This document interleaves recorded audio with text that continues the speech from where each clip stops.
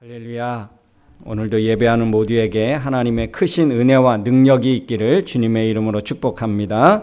우리 좌우옆분이랑 인사하겠습니다. 하나님이 하십니다. 하나님이 하십니다.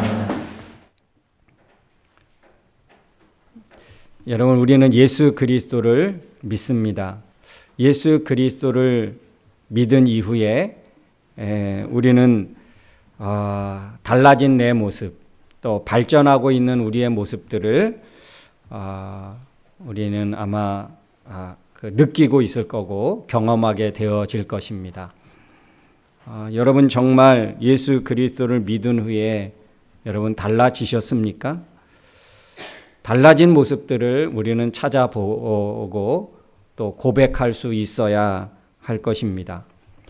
모태신앙을 가진 사람들은 예수 그리스도를 구주로 영접하셨습니까? 영접한 이후에 여러분은 얼마나 성장하고 여러분 발전하고 있습니까? 이것에 우리는 분명한 고백을 할 수 있고 또한 대답을 할 수 있어야 합니다. 왜냐하면 우리가 가진 믿음은 살아있는 믿음이기 때문에 그렇습니다. 이 세상의 모든 살아있는 것들은 변화되고 성장하고 발전하게 되어져 있습니다. 우리가 가진 이 믿음은 죽은 믿음이 아니라 살아있는 믿음입니다. 그렇기 때문에 우리 안에 있는 이 믿음은 자라게 되어 있고 변화되고 성장하게 되어져 있습니다. 죽은 믿음이라면 우리에게 그냥 아무런 역할도 아무런 능력도 아마 나타나지 않을 것입니다. 우리가 가진 예수 그리스도를 구주로 영접한 그 믿음은 살아있는 믿음이기 때문에 우리 안에 들어와서 이 믿음은 분명한 역사를 일으킵니다. 이 믿음의 능력과 역사가 없으면 우리는 어떻게 되느냐? 믿음이 정체됩니다. 믿음이 정체된다는 것은 믿음이 영적인 질병에 걸렸다는 것입니다. 여러분 육신도 병이 들지요. 이 육신의 병이 드는 것은 어린 아이부터 노년에 이르기까지 누구나 걸릴 수 있습니다. 우리의 영적인 질병도 마찬가지입니다. 영적인 질병을 걸리게 되면 어떤 일이 일어나냐면 기쁨을 잃어버립니다. 감사를 잃어버립니다. 우리 안에 불평과 불평의 요소들이 일어나게 되어집니다. 여러분 이런 상황을 심각하게 여러분 깨닫고 내가 영적인 침체에 있다. 영적인 질병에 걸렸다. 이것을 심각하게 받아들여서 여러분 다시 성경을 읽고 그리고 고백의 기도를 다시 시작해야 할 줄로 믿습니다. 다시 회복되어야 합니다. 고백의 기도란 그럼 무엇일까요? 고백의 기도란 내 현실을 하나님 앞에 그대로 고백하는 것입니다. 여러분 우리는 기도 그러면 무조건 간구하고 구하고 하나님이 요청해야 되는 것으로 우리가 생각하는데 기도는 여러 종류의 기도가 있습니다. 간구의 기도가 있고 여러분 내가 영적인 침체가 있을 때 해야 되는 가장 중요한 기도는 내 상황과 내 형편과 내 마음을 내 심정을 하나님 앞에 있는 그대로 고백하는 것입니다. 하나님 내가 이런 어려움이 있고 이런 답답함이 있고 내가 이런 느낌이 없습니다. 하나님 앞에 예배드려도 감격이 없고 기쁨이 없고 어떤 내 마음 속에서부터 하나님을 향한 믿음의 열정이 없습니다. 내 있는 그대로를 하나님 앞에 고백하는 그 고백의 기도입니다. 그러면 하나님이 우리의 상황과 형편을 아시고 우리 안에 새 역사를 하나님이 일으켜 세워주실 줄로 믿습니다. 여러분 영적인 침체에 이르지 않고 영적인 질병에 걸리지 않고 영적으로 건강하기를 주님의 이름으로 축원합니다. 여러분 이제 우리는 계속 골로새서를 살펴보고 있습니다. 이 영적인 침체는 각 개인에게도 있을 수 있지만 교회 공동체 안에도 있을 수 있습니다. 왜냐하면 우리 이 공동체는 바로 우리가 믿음을 가진 사람들이 모인 그런 것이기 때문에 이 공동체도 살아있는 그런 공동체입니다. 우리의 믿음이 살아있듯이 살아있는 믿음을 가진 사람들이 모인 이 공동체이기 때문에 이 공동체도 바로 살아있는 공동체입니다. 유기적으로.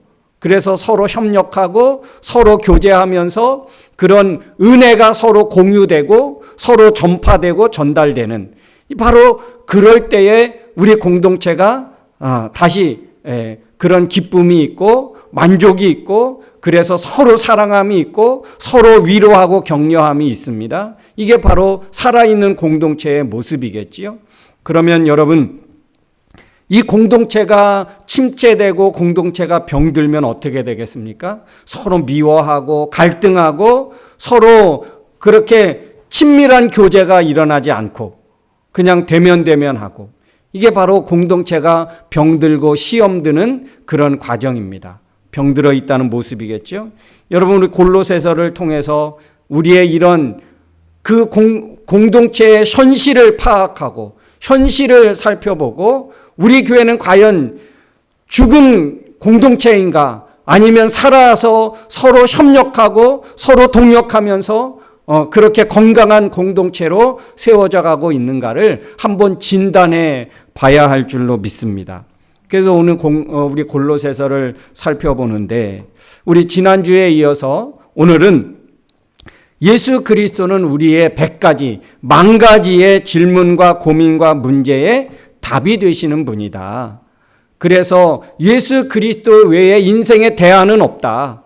우리가 그렇게 지난주에 살펴봤는데 오늘 지난주에는 왜 유일하신 답이 예수 그리스도인지를 살펴봤다면 오늘은 어떻게 유일한 답이 예수 그리스도가 되시는지에 대해서 오늘 본문은 밝히고 있습니다.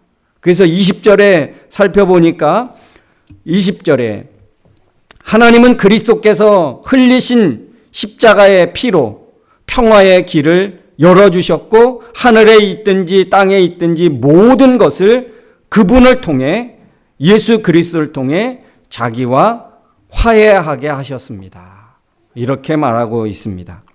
이것은 십자가의 죽으심, 십자가의 피 흘리심으로 우리가 오늘 첫 번째 찬양이 보니까 짜고 치지는 않았는데 오늘 첫 번째 찬양을 보니까 피 흘림이 없으면 이룰 수 없어서 저는 그 찬양의 고백을 딱 오늘 찬양을 하는데 오늘 말씀이 얼마나 맞는 찬양인지 피 흘림이 없으면 이루어지지 않았다는 거예요. 하나님이 이루고 싶어 하셨던 우리 인간의 그 10,000가지의 그 고민과 그의 죄의 문제를 해결할 수 없어서 예수 그리스도를 이 땅에 보내셔서 피 흘림으로 말미암아 그 모든 문제를 그 모든 질문에 답이 되어 주셨다는 것입니다. 여러분 피 흘림으로 하나님과 관계에서 평화의 길을 열어주셨고 화해시켜 주셨다는 말씀을 오늘 성경은 기록하고 있습니다. 하나님과 화해되기 이전에 사람은 어떤 존재였습니까? 사람은 죄악된 행실로 하나님을 떠나 살게 되었고 결국에 하나님과 원수가 될 수밖에 없었다라고 성경은 가르쳐주고 있습니다. 그래서 삼위일체 되신 하나님을 믿지 않았던 것이 우리에게 있어서 죄 중에 가장 큰 죄가 되어진 것입니다. 그래서 삼위일체 하나님을 영접하지 않고 믿지 않는 것이 하나님을 대적하는 것이요 하나님의 그런 원수가 되는 것이었다라고 성경은 우리에게 말씀해 주고 있습니다. 십자가에서 대신 죽으신 예수 그리스도를 영접하고 믿으면 더 이상 하나님과 원수가 되지 않게 되었다라고 오늘 성경은 말하고 있는 거지요. 그래서 믿음은 우리를 거룩하고 흠이 없고 책망할 것이 없는 그런 사람이 되게 했다라고 성경은 22절에 기록하고 있습니다. 한번 우리 22절 말씀 다 같이 한번 읽겠습니다. 시작.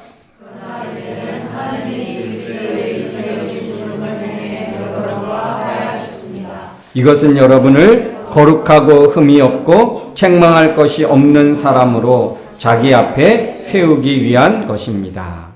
여러분, 이 예수 그리스도를 영접하고 믿는 것이 이런 능력이고 가치 있는 것임을 오늘 우리에게 말씀해 주고 있는 거죠.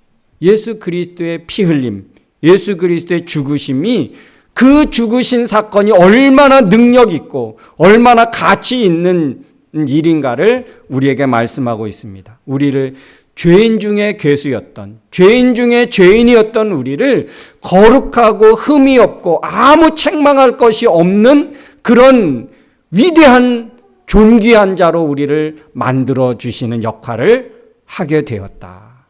이게 얼마나 놀라운 사건입니까? 바울은 디모데전서 1장 15절에 이렇게 말하고 있습니다. 내가 처음에는 내가 죄인 중에 괴수가 되었다라고 고백하고 있습니다. 바울보다 더 악한 사람이 없을 정도로 내가 그렇게 이 세상의 모든 악한 사람들 중에서 내가 가장 악한 사람이었다. 자신을 그렇게 고백하고 있습니다.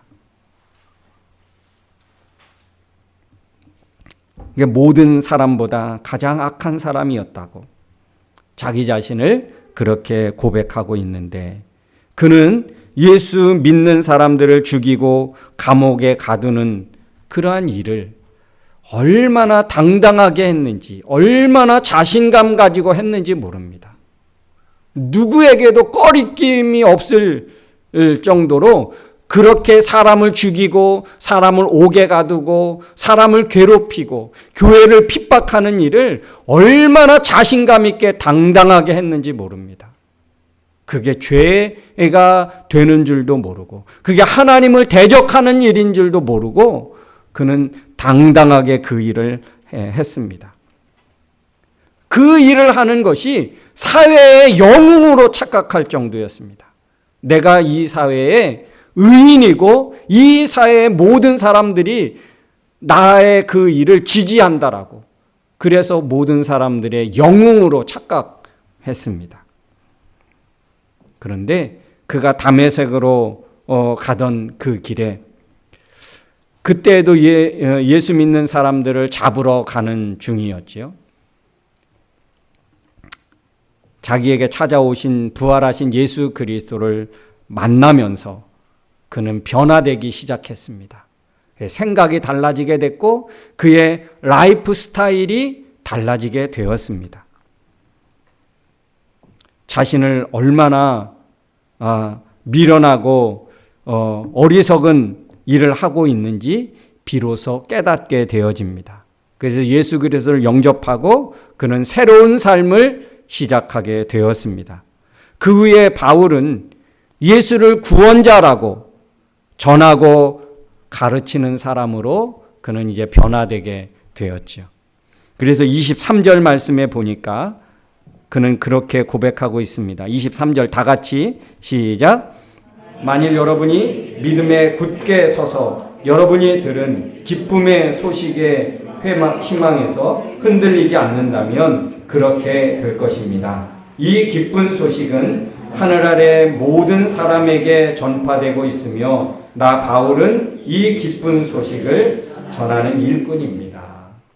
이 기쁜 소식, 이게 복음이죠, 복음.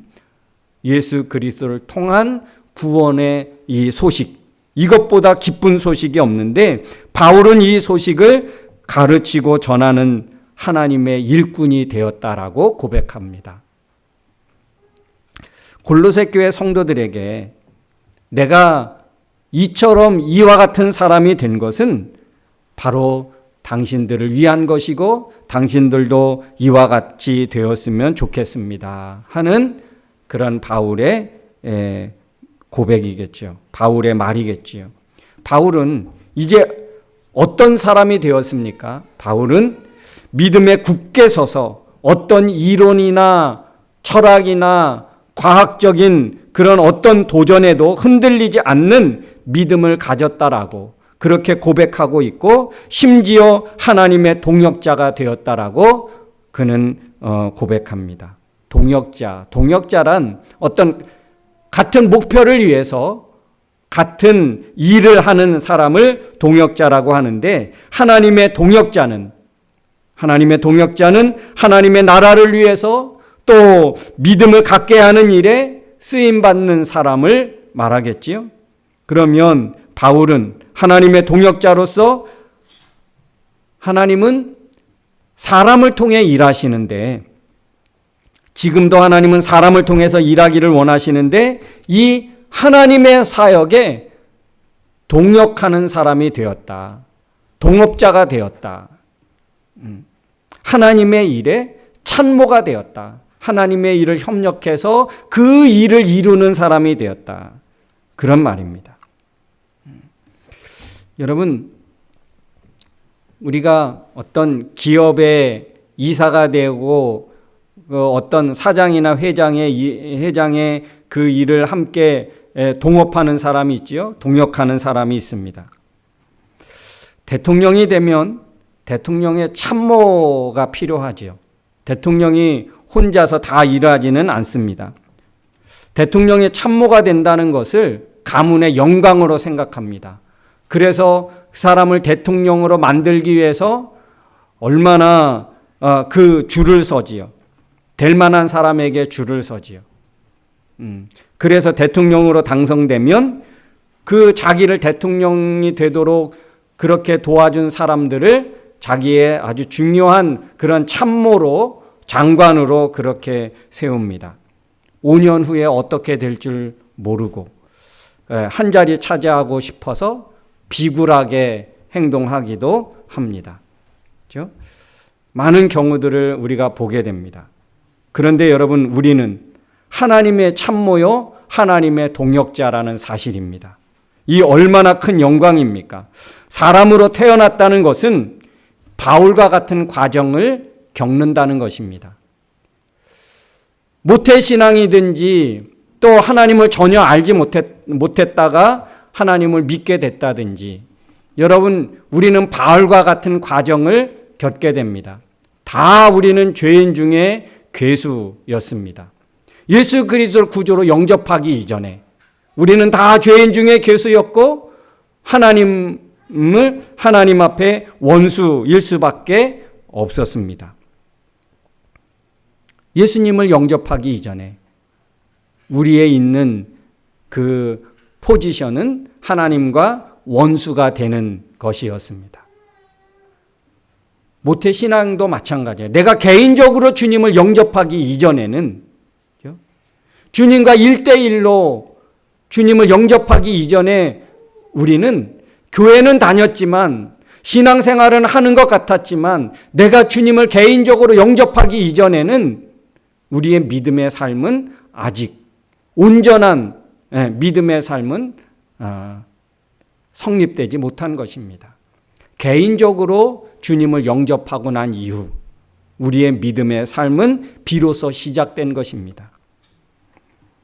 그래서 교회 안에도 하나님을 예배하고 있지만 교회는 다니고 있지만 명목상의 교인이 많고 코로나 이후에 보니까 조사한 결과에 보니까 10명 중에 4명은 그냥 명목적인 그리스도인이다라는 조사 결과가 최근에 발표되었습니다. 교회 다닌다고 해서 다 하나님의 동역자가 아닙니다. 교회는 다니지만 예배만 드리고 예배 드리는 현장에만 왔다가 그냥 가는 것이죠. 여러분, 이제 예수님을 영접하고 믿음을 가졌다면 하나님과 동역하는 그런 사람으로까지 나가야 합니다. 아직 동역자가 되지 못했다면 주저하지 말고 여러분 도전해야 합니다. 하나님과 원수가 아닌 것에 만족하지 말고 믿음을 가진 것으로 만족하지 말고 교회를 위해서, 믿음의 일을 위해서, 복음의 일을 위해서 한 사람이 한 사람이 믿음 갖게 하는 일에 여러분 우리의 사람을 들어 하나님은 일하시는데 그 하나님의 쓰임 받는 하나님의 일에 쓰임 받는 저와 여러분 되어야 할 줄로 믿습니다. 하나님과 함께 동역하는 즐거움을 맛볼 수 있는 축복이 있기를 주의 이름으로 축원합니다. 더 이상 하나님과 원수로 살지 말고 하나님과 동역하는 영광을 누릴 수 있기를 주님의 이름으로 축원합니다. 예수 그리스도의 십자가를 통해 이루신 영광스러운 그 일에 하나님이 우리를 써 주신다는 것. 그래서 하나님의 영광을 누리게 해 주셨다는 것. 여러분 얼마나 감사한 일이고 얼마나 감동적인 일입니까? 이와 같은 축복된 일을 우리에게 맡겨주셨다는 것. 여러분 다른 것에서 만족을 찾지 않기를 주님의 이름으로 축원합니다. 하나님과 동행하는 삶을 살 때 우리 인생의 가장 성공한 사람일 줄로 믿습니다.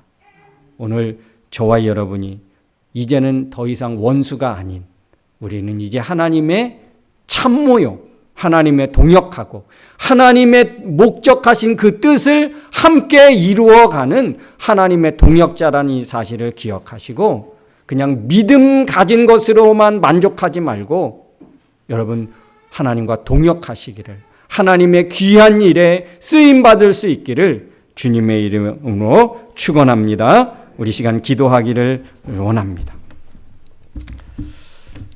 제가 잠깐 기도하고 우리 찬양하겠습니다. 하나님 아버지, 오늘도 우리에게 귀한 말씀 주셔서 우리가 어떤 삶의 모습으로 삶의 방향으로 나가야 하는지를 알게 해주시니 감사합니다. 하나님 다시 하나님의 동역하는 동역자로 세움받게 해 주옵소서. 예수님의 이름으로 기도하옵나이다. 아멘. 우리